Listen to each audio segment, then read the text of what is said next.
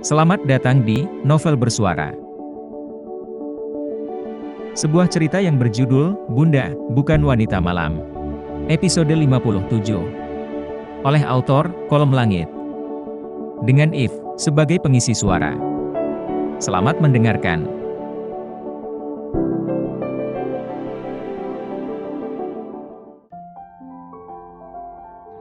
Selepas menidurkan Lila, Wira kembali ke kamar. Via baru saja selesai mandi dan masih berbalut jubah mandi berwarna putih.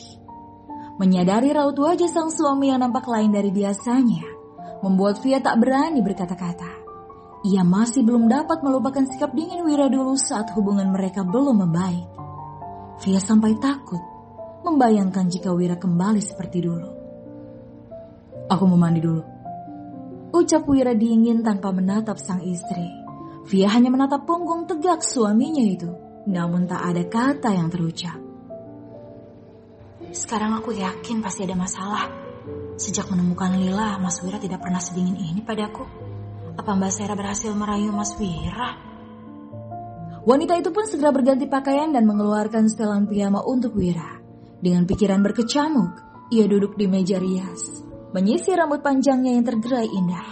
Ia menatap dalam pantulan dirinya di cermin. "Aku memang tidak secantik dan sesempurna Mbak Sera. Aku hanya wanita biasa. Dan posisiku di hati Mas Wira hanya sebagai ibu pengganti untuk Lila. Kenapa membayangkan itu saja rasanya sakit? Apa aku cemburu melihat Mas Wira masuk berdua dengan Mbak Sera ke dalam ruangan dokter itu?" Kini kedua bola matanya telah dipenuhi cairan bening. Membayangkan apa yang dilakukan Wira dan Sera di dalam ruangan itu. Saling memberi semangatkah? Saling menggenggam tangankah? Atau mereka masing-masing teringat pada masa lalu yang indah? Memikirkan semua itu membuat Via merasa terbakar. Tak berselang lama, Wira keluar dari kamar mandi dengan lilitan handuk di pinggang. Tatapannya langsung tertuju pada Via yang duduk di hadapan sebuah cermin. Wanita itu tampak telah berganti pakaian. Wira menatap Via dari ujung kaki ke ujung kepala. Tiba-tiba, ucapan Willy kembali terngiang di benaknya. "Dia itu bukan sembarang anak magang. Dia seorang calon dokter sekaligus pengusaha kafe yang kaya raya. Sedangkan kau siapa? Walaupun kau anak tunggal dari Tuan Gunawan yang kaya raya, tapi kau sendiri hanyalah karyawan biasa di perusahaan Ivan. Mereka lumayan dekat. Aku sering melihat mereka menjaga Lila bersama. Lihat betapa dekatnya mereka." Ucapan Willy terus terngiang, membuat Wira menghela nafas panjang. Dengan gurat kekesalan yang terlihat jelas, hasutan dua dokter tak berakhlak itu membuat Wira merasa sedang berdiri di permukaan matahari. Rasanya benar-benar panas. Ia kembali melirik Via yang sedang melamun menatap pantulan dirinya di cermin. "Via, wajah polosnya yang cantik alami, kulitnya yang halus, rambut panjangnya yang tergerai indah, sikap lemah lembut, kasih sayang dan ketulusannya. Dengan segala kesempurnaan itu, laki-laki mana yang tidak menginginkan Via? Aldi saja sampai rela kehilangan proyek besar hanya untuk Via. Dan Evan adalah... tidak. Via istriku. Dia milikku." Tersadar dari lamunan, Wira memejamkan mata. Ia melangkahkan kakinya mendekat pada Via. Segera Via berdiri dari duduknya. Begitu menyadari Wira sudah berdiri di belakang punggungnya.